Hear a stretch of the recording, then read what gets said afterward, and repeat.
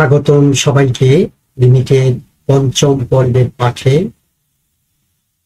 প্রিয় শিক্ষার্থী, আমাদের আজকের পাঠ 1 নম্বরে দিকবর্তী লিমিট, বাম দিকবর্তী এবং ডান দিকবর্তী লিমিট, যেটা বলা দিকবর্তী লিমিট। 2 নম্বরে হচ্ছে কোন বিন্দুতে লিমিটের অস্তিত্ব। 3 নম্বরে হচ্ছে লিমিটের মৌলিক ধর্মাবলী ও তাদের প্রয়োগ।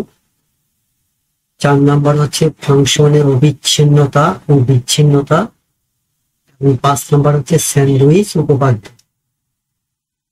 প্রিয় শিক্ষার্থী, আমরা পর্যায়ক্রমে আজকাল পাঠের যে আলোচ্য বিষয়গুলো, সেই আলোচ্য বিষয়গুলো তোমাদের সামনে তুলে ধরছি।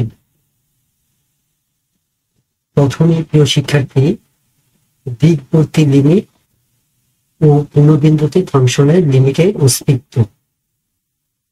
দিকবর্তী লিমিট ও কোন বিন্দুতে ফাংশনের লিমিটের অস্তিত্ব, এই বিষয়টা প্রিয় শিক্ষার্থী লক্ষ্য করো। আমরা লিমিটের দ্বিতীয় পর্বের পাঠে তোমাদেরকে দিয়েছিলাম কেন আমাদেরকে লিমিটের ডেল্টা এপসিলন সংজ্ঞা জানতে হবে। সেই সংজ্ঞাটা থেকেই আমরা আজকে দিকবর্তী লিমিট এবং কোন বিন্দুতে ফাংশনের লিমিটের অস্তিত্ব এই বিষয়টা ব্যাখ্যা করতে পারি। এভাবে শিক্ষার্থী লক্ষ্য করো, আমরা দ্বিতীয় পর্বের পাঠে লিমিটে পড়েছিলাম বা জেনেছিলাম যে চলক এক্স এর মান এর বাম দিক থেকে অথবা এর ডান দিক থেকে এর সন্নিকটবর্তী বিন্দুতে পৌঁছলে সন্নিকটবর্তী বিন্দু শিক্ষার্থীরা সেটা ছিল ডেল্টা বিন্দু, এবং সেই ডেল্টা বিন্দুটা ছিল এর নিকটবর্তী এমন একটা বিন্দু বাম দিক থেকে এবং ডান দিক থেকে যে নিকটবর্তী বিন্দুটার আর এক বিন্দু পরিমাণ এর দিকে অগ্রসর হলে সেই বিন্দুটা এর উপর উপরিপতন হয়ে যায়। ওই রকম উপরিপতন হওয়ার পূর্বে যে এর বাম দিকের বিন্দু এর ডান দিকের বিন্দু, ওই বিন্দুটা ছিল এর নিকটবর্তী বিন্দু। সেক্ষেত্রে এরকম এর বাম দিক থেকে এবং এর ডান দিক থেকে এর এইরকম নিকটবর্তী বিন্দুতে পৌঁছলে আমাদের প্রদত্ত কোন ফাংশনের মানটা এর নিকটবর্তী বিন্দুতে পৌঁছে যায়। এর নিকটবর্তী বিন্দু শিক্ষার্থী উপর দিক থেকে নিচের দিকে এবং নিচের দিক থেকে উপরের দিকে। এই এর নিকটবর্তী বিন্দুটা ছিল আমাদের এপসিলন। এপসিলন বিন্দুটা ছিল আমাদের শিক্ষার্থী এমন একটা বিন্দু যেই বিন্দুটা থেকে ওইরকম বিন্দুর উপরে কোনো বিন্দুতে আর এক বিন্দু পরিমাণ পৌঁছলে সেটা এল এর উপর উপরিপতন হয়ে যায়, অথবা উপর থেকে নিচের দিকে এল এর নিকটবর্তী এক বিন্দু পরিমাণ এল এর দিকে অগ্রসর হলে সেটা এল এর উপর উপরিপতন হয়ে যায়। ওইরকম এল এর উপর উপরিপতন হওয়ার পূর্বে যেই বিন্দুটা, সেই বিন্দুটাই ছিল আমাদের এপসিলন। শিক্ষার্থী ব্যাখ্যা করো, আমাদের এইরকম বাম দিক থেকে যখন আমরা এর দিকে অগ্রসর হয়ে লিমিটের কথা চিন্তা করি, তখন ওই লিমিটটাকে প্রিয় শিক্ষার্থীরা এইভাবে প্রকাশ করা হয়, limit x tends to a minus fx সমান l। লিমিট যখন আমরা এর বাম দিক থেকে প্রিয় শিক্ষার্থীরা এর দিকে অগ্রসর হবো, তখন এটাকে আমরা বাম দিকবর্তী লিমিট, যেটা আমরা বলছিলাম যে আজকের আলোচ্য সূচিটা আমাদের ছিল বাম দিকবর্তী লিমিট এবং ডান দিকবর্তী লিমিট। এটা ছিল আমাদের মূল বিষয়টা, যে আমরা এর বাম দিক থেকে যখন লিমিটের কথা চিন্তা করব তখন সেটাকে প্রিয় শিক্ষার্থীরা এইভাবে প্রকাশ করা হয়। যখন আমরা এই ডান দিক থেকে এর নিকটবর্তী বিন্দুতে পৌঁছবো, তখন এই ডান দিকবর্তী লিমিটকে প্রকাশ করা হয় limit x tends to a plus fx সমান l, অথবা limit h tends to 0 f a plus h সমান l। তার মানে প্রিয় শিক্ষার্থীরা বাম দিকবর্তী লিমিটকে এইভাবে প্রকাশ করা হয় এবং ডান দিকবর্তী লিমিটকে এইভাবে প্রকাশ করা হয়। যখন আমরা বাম দিকবর্তী লিমিট দেখতে চাই, বাম দিকবর্তী লিমিট হলে লিমিটটা কোথায় যায় এবং ডান দিকবর্তী হলে লিমিটটা কোথায় যায়, প্রিয় শিক্ষার্থীরা ঠিক ওই এপসিলিয়ন বিন্দু যেটা ছিল এল এর উভয় নিকটবর্তী এবং ওইরকম নিকটবর্তী উপর দিক থেকে এল এর নিচের দিকে, উপর দিক থেকে নিচে এল এর নিকটবর্তী এবং নিচের থেকে এল এর নিচের থেকে উপরের দিকে এল এর নিকটবর্তী এমন একটা এপসিলিয়ন বিন্দু, যে এপসিলিয়ন বিন্দুটা আর এক বিন্দু পরিমাণ এল এর দিকে এগুলে সেটা এল এর উপর উপরিপতন হয়ে যায়। ওইরকম উপরিপতন হওয়ার পূর্বে যে বিন্দু সেটাই ছিল আমাদের প্রিয় শিক্ষার্থীরা এল বিন্দু, মানে লিমিট, তাই না? তাই মানে ওই এপসিলিয়ন বিন্দুটাই হচ্ছে আমাদের লিমিট, সীমাস্ত মান। প্রিয় শিক্ষার্থীরা, আমরা এর নিকটবর্তী বিন্দুতে পৌঁছি কিন্তু ঠিক এর নয়, আবার এর নিকটবর্তী বিন্দুতে পৌঁছি কিন্তু ঠিক এতে নয়। ওইরকম নিকটবর্তী বিন্দু ছিল এর বাম দিক থেকে এবং এর ডান দিক থেকে ডেল্টা বিন্দু এবং ওয়াই অক্ষে এর মানে ওয়াই অক্ষে নিচের দিক থেকে এবং উপরের দিক থেকে এপসিলিয়ন বিন্দু। প্রিয় শিক্ষার্থীরা, লক্ষ্য করো যে অনুবিন্দুতে ফাংশনের অস্তিত্ব, দিকবর্তী লিমিট এবং অনুবিন্দুতে ফাংশনের লিমিটের অস্তিত্ব। এই শিক্ষার্থীরা লক্ষ্য করো, আমরা যখন এর নিকটবর্তী বিন্দু এই ডেল্টাতে আমরা কোনো ফাংশনের লিমিট আছে কিনা, লিমিটের অস্তিত্ব আছে কিনা, এটা যখন আমরা চিন্তা করবো, তখন প্রিয় শিক্ষার্থীরা লক্ষ্য করো, আমরা এই নিকটবর্তী বিন্দু এই যে ডেল্টাটা এই নিকটবর্তী বিন্দু, ওই ক্ষেত্রে যখন আমরা বাম দিক থেকে এর দিকে ডেল্টা বিন্দুতে পড়বো এবং ডান দিক থেকে এর দিকে ডেল্টা বিন্দুতে পড়বো, তখন কিন্তু শিক্ষার্থীর উভয় ওয়াই অক্ষে কিন্তু আমরা ওই এপসিলিয়ন বিন্দু আমরা নিচের দিক থেকে উপরের দিকে এপসিলিয়ন বিন্দুতে পৌঁছে যাই, এপসিলিয়ন বিন্দু, এবং উপর থেকে নিচের দিকে এপসিলিয়ন বিন্দুতে পৌঁছে যায়। তার মানে প্রিয় শিক্ষার্থীরা লক্ষ্য করো, উভয় ক্ষেত্রে বাম দিক থেকে এবং ডান দিক থেকে যখনই আমরা যাই, তখনই বাম দিকবর্তী লিমিট এল এর মান এবং ডান দিকবর্তী এল এর মান মানে এপসিলিয়নে কিন্তু আমরা পৌঁছে যাই। কারণ আমরা বাম দিক থেকে ওয়াই অক্ষে নিচের দিক থেকে উপরের দিকে এল এর যতই নিকটবর্তী বিন্দুতে পৌঁছতে চাই, আমরা এপসিলিয়ন বিন্দুতে পৌঁছি। আবার ওয়াই অক্ষে উপর থেকে নিচের দিকে এল এর যতই নিকটবর্তী বিন্দুতে পৌঁছতে চাই, ততই আমরা এপসিলিয়ন বিন্দুতে পৌঁছি। এপসিলিয়ন বিন্দুটার অস্তিত্ব এমন বিন্দুর অস্তিত্ব যেটা হচ্ছে আর এল এর দিকে এক বিন্দু পরিমাণ অগ্রসর হলে সেটা এল এর উপর পরিবর্তন হয়। এরকম পরিবর্তন হওয়ার পূর্বের যে অবস্থা, উপর দিক থেকে নিচের দিকে এবং নিচের দিক থেকে উপরের দিকে এপসিলিয়ন বিন্দুটা, তার মানে আমরা ওই এপসিলিয়ন বিন্দুতে পৌঁছে যাই। তার মানে আমরা যখনই এরকম বাম দিক থেকে লিমিটের কথা চিন্তা করি এবং বাম দিক থেকে লিমিটের কথা চিন্তা করি এবং ডান দিক থেকে লিমিটের কথা চিন্তা করি, উভয় ক্ষেত্রে আমরা কিসে পৌঁছে যাই, এপসিলিয়ন বিন্দুতে পৌঁছে যাই। আর এই এপসিলিয়ন বিন্দুটাই হচ্ছে এল এর নিকটবর্তী বিন্দু। তার মানে আমরা এল এর নিকটবর্তী বিন্দুতে পৌঁছি, তার মানে আমরা লিমিটে পৌঁছি। তার মানে সেক্ষেত্রে ওই এপসিলিয়ন বিন্দুটা যেহেতু উপর দিক থেকে একই বিন্দু এপসিলিয়ন এবং নিচের দিক থেকে একই বিন্দু এপসিলিয়ন, সুতরাং উভয় ক্ষেত্রেই আমরা যখন বাম দিকের কথা চিন্তা করি এবং ডান দিকের কথা চিন্তা করি, উভয় ক্ষেত্রে বাম দিকের লিমিটও এপসিলিয়ন হয় এবং ডান দিকের লিমিটও এপসিলিয়ন হয়।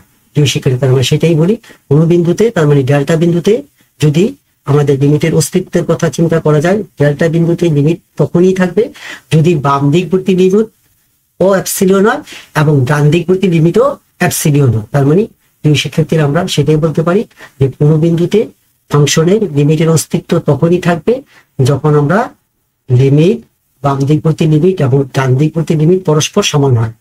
বাম দিকবর্তী লিমিট এবং ডান দিকবর্তী লিমিট কিভাবে পরস্পর সমান হয়, যেহেতু আমরা বাম দিক থেকেও এপসিলিয়ন বিন্দুতে পৌঁছি এবং ডান দিক থেকেও এপসিলিয়ন বিন্দুতে পৌঁছি। তার মানে প্রিয় শিক্ষার্থীরা, কোন বিন্দুতে ফাংশনের লিমিটের অস্তিত্ব তখনই থাকতে পারে যখন আমরা বলবো যে লিমিট, বাম দিকবর্তী limit x tends to a minus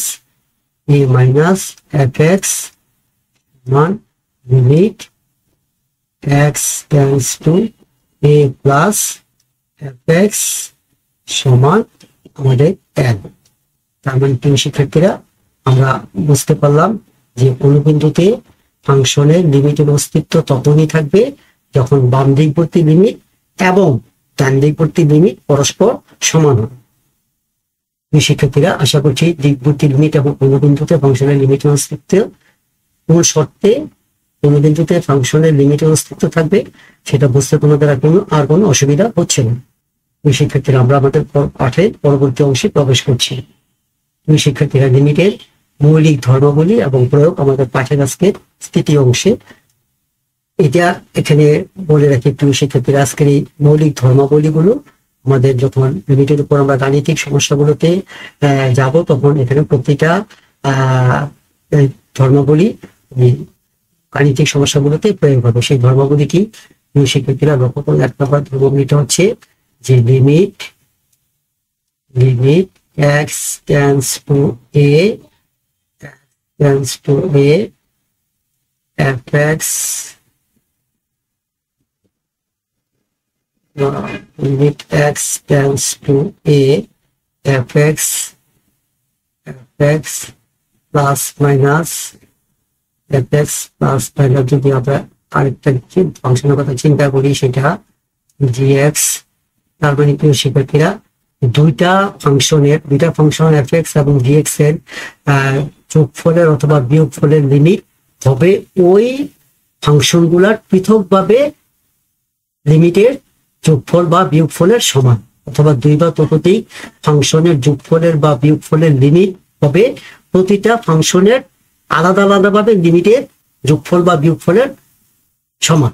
তার মানে প্রিয় শিক্ষার্থী আমরা এটাকে দেখতে পারি যে fx limit x tends to a fx plus minus limit x tends to a gx। তাহলে দুইটা ফাংশন fx এবং gx এর যোগফলের বা বিয়োগফলের লিমিট তাদের পৃথকভাবে প্রতিটা ফাংশনের লিমিটের যোগফল বা বিয়োগফলের সমান। 2 নম্বরের মৌলিক ধর্মাবলীটা ছিল প্রিয় শিক্ষার্থীরা যে দুইটা ফাংশনের লিমিটের গুণফলের লিমিট, দুইটা ফাংশনের গুণফলের লিমিট, যেমন fx গুণ gx, এরকম দুইটা ফাংশনের বা তার চেয়ে ততোধিক ফাংশনের গুণফলের লিমিট পৃথকভাবে প্রতিটা ফাংশনের আলাদাভাবে লিমিটের গুণফলের সমান। যেমন আমি এখানে দুইটা ফাংশন fx আর gx এর কথা চিন্তা করছি, তাদের গুণফলের লিমিট সমান হবে আলাদাভাবে limit x tends to a fx into limit x tends to a gx। তার মানে দুই বা ততোধিক ফাংশনের গুণফলের লিমিট সমান হচ্ছে পৃথকভাবে প্রতিটা ফাংশনের লিমিটের গুণফলের সমান। সেক্ষেত্রে এভাবে 3 নম্বরের আমাদের যে লিমিটের মৌলিক ধর্মাবলীটা সেটা হচ্ছে যে দুইটা ফাংশনের ভাগফলের লিমিট বা দুই বা ততোধিক ফাংশনের ভাগফলের লিমিট পৃথকভাবে প্রতিটা ফাংশনের ভাগফলের লিমিটের সমান। যেমন আমরা যদি দুইটা ফাংশনের লিমিটের কথা চিন্তা করি, limit x tends to a fx ভাগ gx, এরকম দুইটা ফাংশনের ভাগফলের লিমিট সমান হবে আলাদাভাবে limit x tends to a fx ভাগ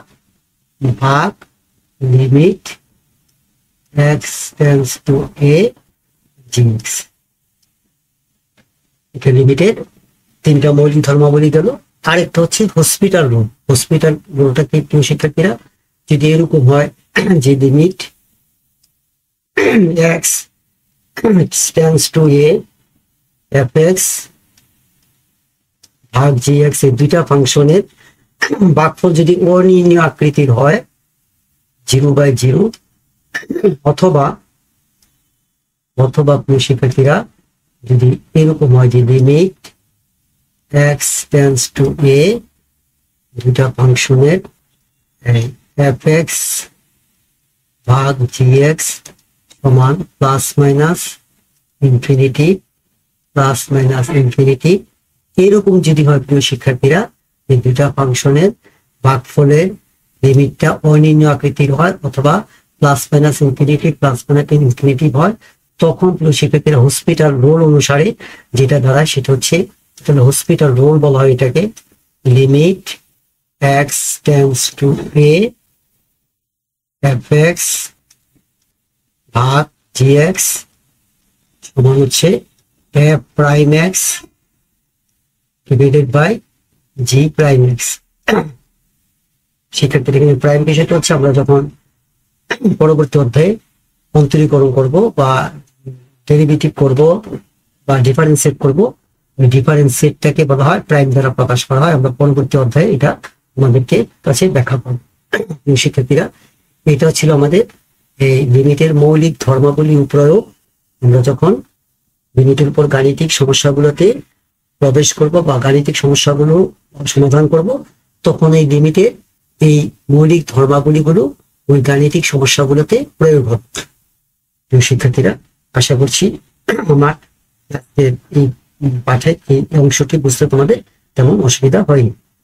শিক্ষার্থীরা, আমরা আমাদের পরবর্তী পাঠের পরবর্তী অংশে প্রবেশ করছি। শিক্ষার্থীরা, ফাংশনের অবিচ্ছিন্নতা এবং বিচ্ছিন্নতা, এই বিষয়টা প্রিয় শিক্ষার্থীরা একটু লক্ষ্য করো। অবিচ্ছিন্নতা মানে বিষয়টা কি প্রিয় শিক্ষার্থীরা? আমি এরকম টেনে নিয়ে গেলাম, অসীম পর্যন্ত যদি আমাকে কলম উঠাতে না হয় তাহলে এটা হলো অবিচ্ছিন্নতা।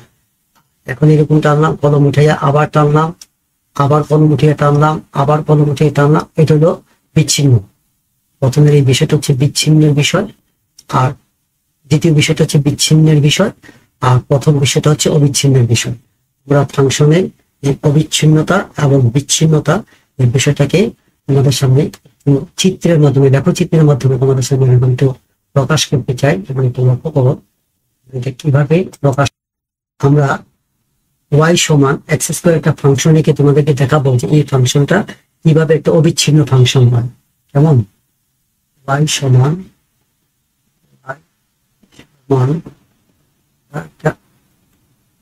লক্ষ্য করুন শিক্ষার্থীরা, আমরা এই যে পেয়ে গেলাম y সমান এই ফাংশনটা, লক্ষ্য করো আমরা দেখো চিত্র এরকম পেয়ে গেল y সমান এই ফাংশনটার গ্রাফ। এখন শিক্ষার্থীরা লক্ষ্য করো, আমরা যখন এখান থেকে এই বিন্দু থেকে আরম্ভ করে আপনি এই বিন্দু পর্যন্ত আসি, আমাদের কিন্তু কোনো কলম উঠানো লাগবে না। তার মানে এখানে এই ফাংশনটা, এই y সমান এক্স স্কয়ার, এই ফাংশনটার একটা অবিচ্ছিন্ন ফাংশন। এবং এই অবিচ্ছিন্ন ফাংশনটার গ্রাফটা বা লেখাটা ঠিক এরকম আকৃতির হয়, সেটা আমাদের প্যারাবোলা আকৃতির হয় বা অধিবৃত্ত আকৃতির হয়। প্রিয় শিক্ষার্থীরা, এখন এটা একটা অবিচ্ছিন্ন ফাংশনের উদাহরণ। প্রিয় শিক্ষার্থীরা, আমরা আবার একটা বিচ্ছিন্ন ফাংশনের উদাহরণ তোমাদের সামনে তুলে ধরবো। একটু লক্ষ্য করবো বিচ্ছিন্ন ফাংশনের উদাহরণটা কিভাবে তোমাদের সামনে তুলে ধরতে পারি। কিছুক্ষণ আগে দেখাচ্ছেন যদি কলম উঠে ফেলতে হয় এবং ছেদ পড়ে যায়, যেমন মাঝখান দিয়ে গ্যাপ পড়ে যায়, তখন এটা হবে বিচ্ছিন্ন ফাংশন। হয় সেটা একটু লক্ষ্য করো। y সমান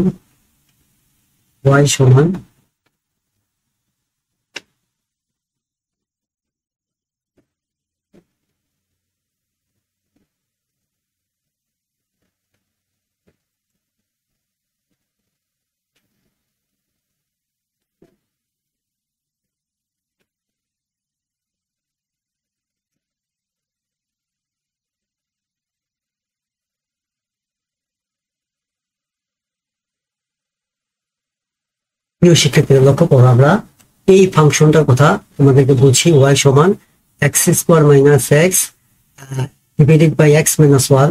এই ফাংশনটার লেখো প্রিয় শিক্ষার্থীরা, তোমরা দেখতে পাচ্ছ আমাদের এই যে এই রেখাটা হয়ে গেছে। এখন প্রিয় শিক্ষার্থীরা, এই ফাংশনটার যখন এক্স ইকুয়াল টু 1 হয়ে যাবে তখন কিন্তু প্রিয় শিক্ষার্থীরা হর শূন্য হয়ে যায়। এখন হর শূন্য হয়ে গেলে এই ফাংশনটা তো একটা অস্তিত্বহীন ফাংশন হয়ে যায়। হর তো কোনো ফাংশনের শূন্য হতে পারে না, কোনো ফাংশনের হর তো শূন্য হতে পারে না, অথবা কোনো ভগ্নাংশের হর শূন্য হতে পারে না। সেই ক্ষেত্রে সেক্ষেত্রে আমি তোমাদেরকে একটু জুম করে দেখাচ্ছি যে এরকম ক্ষেত্রে ফাংশনটা আর যে একটা বিচ্ছিন্ন ফাংশন হয়, তোমরা একটু লক্ষ্য করো। আমি একটু জুম করে তোমাদেরকে দেখাচ্ছি। এই যে প্রিয় শিক্ষার্থীরা দেখো, এই জায়গাতে 1 সমান আনডিফাইন্ড চলে আসছে। তার মানে এই যে ছেদ পড়ছে এই জায়গাতে, এই যে ছেদ পড়ে গেল, এই জায়গাতে ছেদ পড়ছে। আমি এখন আমার যে কার্সরটা যেখানে আছে সেখানে তোমরা লক্ষ্য করছো একটা সবুজ রেখা টেনে তারপরে খালি জায়গা গ্যাপ, তারপর আবার সবুজ রেখা। যেমন আশা করছি একটা এরকম আকৃতির একটা ফাংশন কিভাবে তোমাদের বিচ্ছিন্ন ফাংশন হয় এই বিষয়টা বুঝতে তোমাদের অসুবিধা হয়। সেক্ষেত্রে আমরা আমাদের পরবর্তী অংশে যাচ্ছি পাঠে, সেটা হচ্ছে যে অবিচ্ছিন্নতার গাণিতিক উপস্থাপন। অবিচ্ছিন্নতার গাণিতিক উপস্থাপনটা আমরা কিভাবে করবো প্রিয় শিক্ষার্থীরা লক্ষ্য করুন। আমরা অবিচ্ছিন্নতার গাণিতিক দেখাচ্ছি। দেখো এক্স ইকুয়াল টু এই বিন্দুতে কোনো ফাংশনকে অবিচ্ছিন্ন তখনই বলা হবে যদি, প্রিয় শিক্ষার্থীরা লক্ষ্য করো, এক্স ইকুয়াল টু এই বিন্দুতে কোনো ফাংশনকে অবিচ্ছিন্ন তখনই বলা হবে যখন প্রিয় শিক্ষার্থীরা limit x tends to a minus f x সমান limit x tends to a plus, তারপরে বাম দিকের লিমিট এবং ডান দিকের লিমিট যদি সমান হয় এবং তা যদি শিক্ষার্থীরা কোনো ফাংশনের এ সমান হয়। যদি এক্স ইকুয়াল টু বিন্দুতে কোনো ফাংশনকে অবিচ্ছিন্ন তখনই বলা হবে প্রিয় শিক্ষার্থীরা যখন বাম দিকের লিমিট এবং ডান দিকের লিমিট পরস্পর সমান হয়ে যায় এবং সেটা এই এফ এর সমান হয়ে যায়। তার মানে এখানে এই যে বিন্দুটা সেটা সমান হয়ে যায়, তখনই এক্স ইকুয়াল টু এই বিন্দুতে ফাংশনকে অবিচ্ছিন্ন ফাংশন বলা হবে। প্রিয় শিক্ষার্থীরা আবার আমরা পাঠের পরবর্তী অংশে প্রবেশ করি। কোন ব্যবধিতে ফাংশনের অবিচ্ছিন্নতা, যে কোনো একটা ব্যবধিতে, মনে করো এ বি, এই ব্যবধিতে যদি কোনো ফাংশন অবিচ্ছিন্ন তখনই হবে যখন এই ব্যবধির যে কোনো বিন্দুতে ফাংশনটা অবিচ্ছিন্ন হয়। এ বি ব্যবধি আমরা অবিচ্ছিন্ন ফাংশনের উদাহরণ তোমাদেরকে গ্রাফে দেখিয়েছি, y = x স্কয়ার। এরকম আকারে গ্রাফ ছিল, তাই না? এরকম এ বি ব্যবধির কোন ফাংশনের অবিচ্ছিন্ন ফাংশন তখনই হবে যখন এরকম এ বি ব্যবধির যে কোনো বিন্দুর জন্য ফাংশনটা অবিচ্ছিন্ন হয়। এবং সেই ক্ষেত্রে প্রিয় শিক্ষার্থীরা যদি এই শর্তটা মেনটেন করে, এরকম শর্তটা যদি মেনটেন করে, সেটা হচ্ছে লিমিট, আমরা যদি এরকম এ বি ব্যবধির যে কোনো বিন্দু, প্রিয় শিক্ষার্থী এ বি ব্যবধির যে কোনো বিন্দু যদি সি কল্পনা করি এবং সি বিন্দুতে ফাংশনটা তখনই অবিচ্ছিন্ন হবে যখন, প্রিয় শিক্ষার্থীরা লক্ষ্য করো, limit x tends to c minus f x সমান limit x tends to c plus সমান এফ সি হয়। তার মানে কোন একটা বিশেষ ব্যবধিতে কোনো ফাংশন তখনই অবিচ্ছিন্ন ফাংশন হবে যখন ওই বিশেষ ব্যবধির প্রত্যেকটা বিন্দুর জন্য ফাংশনটা অবিচ্ছিন্ন থাকে। এবং ওইরকম একটা এ বি ব্যবধির যে কোনো বিন্দু যদি আমরা একটা সি কল্পনা করি, সি বিন্দুতে তখনই ফাংশনটা অবিচ্ছিন্ন হবে যদি, প্রিয় শিক্ষার্থীরা, এই শর্তটা মেনটেন হয়। তার মানে বাম দিকের লিমিট এবং ডান দিকের লিমিট পরস্পর এফ এক্স সমান যদি এফ সি হয়, তাহলে প্রিয় শিক্ষার্থীরা ওই বিন্দুতে কোনো ব্যবধিতে ওই ফাংশনটা অবিচ্ছিন্ন ফাংশন হবে। প্রিয় শিক্ষার্থীরা আমরা আমাদের পাঠে পরবর্তী অংশে প্রবেশ করি। স্যান্ডউইচ উপপাদ্য। প্রিয় শিক্ষার্থীরা স্যান্ডউইচ উপপাদ্যটা কি একটু লক্ষ্য করো। জিরো আমরা পড়েছিলাম, zero less than modulus of x minus a less than delta চলকের এই সীমার মধ্যে যদি আমাদের এত ব্যবধির অন্তর্গত, এই ব্যবধির অন্তর্গত চলকের যে কোনো মানের জন্য যদি, প্রিয় শিক্ষার্থীরা, বিষয়টা দিলে এরকম হয় যে F x less than or equal to g x less than or equal to h x এবং এত হয়, এবং প্রিয় শিক্ষার্থী limit x tends to a f x সমান লিমিট এক্স টেন্ডস টু এ, এই ফাংশনটার লিমিট পরস্পর সমান হয়ে যায়, তখন প্রিয় শিক্ষার্থীরা আমাদের এই জি এক্স ফাংশনটার লিমিটও হয়ে যাবে যে x tends to a, g x ফাংশনটার লিমিট হয়ে যাবে। এই শিক্ষার্থীরা এই ফাংশনগুলোর লিমিট যদি প্রিয় শিক্ষার্থীরা এল হয়, তাহলে এই ফাংশনটার লিমিট হয়ে যাবে প্রিয় শিক্ষার্থীরা এল। এটা হচ্ছে স্যান্ডউইচের উপপাদ্য, যে এই এত ব্যবধির অন্তর্গত এক্স এর যে কোনো মানের জন্য বা বিন্দুর জন্য যদি এফ এক্স একটা function f x less than or equal to g x less than or equal to h x হয়, এবং limit f x limit x tends to f x function আর লিমিট এই ফাংশনটার আর এই ফাংশনটার তৃতীয় ফাংশনটার লিমিট যদি পরস্পর এল হয়, সমান হয়ে যায়, তাহলে মাঝখানের ফাংশনটার লিমিটও হয়ে যাবে প্রিয় শিক্ষার্থীরা এই এল। এটা হচ্ছে স্যান্ডউইচিং উপপাদ্য। এটাকে স্কুইজিং উপপাদ্য বলা হয় অথবা পিঞ্চিং উপপাদ্য বলা হয় প্রিয় শিক্ষার্থীরা। এটা আমাদের যখন আমরা লিমিটের উপর গাণিতিক সমস্যাগুলোতে প্রবেশ করব, তখন এই স্যান্ডউইচ বা স্কুইজিং উপপাদ্য বা পিঞ্চিং উপপাদ্যটা কাজে লাগবে, এবং সেখানে এই সূত্রটা কাজে লাগে গাণিতিক সমস্যা সমাধান করতে হবে প্রিয় শিক্ষার্থীরা। আমরা আমাদের পাঠের শেষ পর্যায়ে, তবে আমরা যখনই আমরা লিমিটের গাণিতিক সমস্যাগুলোতে আমাদের প্রবেশ করাবো, তখন ওই গাণিতিক সমস্যাগুলোতে প্রিয় শিক্ষার্থীরা লিমিট নির্ণয়ের জন্য বিশেষ কয়েকটি ধারা ব্যবহৃত হয়। আমরা e to the power x এর ধারা তোমাদেরকে দেখিয়েছি। e to the power x minus x এর ধারা হচ্ছে এটা, ln a প্লাস x এর ধারাটা আমরা 1 প্লাস x এর ধারা আমরা দেখিয়েছি, ln 1 মাইনাস x এর ধারা হচ্ছে এটা, sin x এর ধারা হচ্ছে এটা, cos x এর ধারা হচ্ছে এটা, tan x এর ধারা হচ্ছে এটা, tan ইনভার্স এর ধারা হচ্ছে এটা। প্রিয় শিক্ষার্থীরা, আমরা যখনই এই লিমিটের গাণিতিক সমস্যাগুলোতে প্রবেশ করব, তখন এই গাণিতিক সমস্যাগুলো সমাধানের জন্য আমাদেরকে এই বিশেষ কিছু ধারাকে প্রয়োগ করে গাণিতিক সমস্যাগুলো সমাধান করতে হবে। আশা করছি এই গাণিতিক এই ধারাগুলো, লিমিটের উপর এই ধারাগুলো তোমরা আয়ত্ত করে নিবা, যাতে তখন আমরা এই ধারাগুলো সূত্র হিসেবে প্রয়োগ করতে পারি। এই শিক্ষার্থীরা, আমরা আমাদের আজকে আমাদের যে পাঠটা ছিল, যে আজকে আমাদের আলোচ্য বিষয় ছিল দিক বুদ্ধি বিধি, বাম দিক বুদ্ধি এবং ডান দিক বুদ্ধি আলোচনা করছি। কোন বিন্দুতে লিমিটের অস্তিত্ব তা থাকলে কি শর্ত থাকবে সেই শর্তটা আলোচনা করছি। লিমিটের মৌলিক ধর্মাবলী ও প্রয়োগ ওগুলো আলোচনা করেছি, যেগুলো লিমিটের গাণিতিক সমস্যাগুলোতে কাজে লাগবে।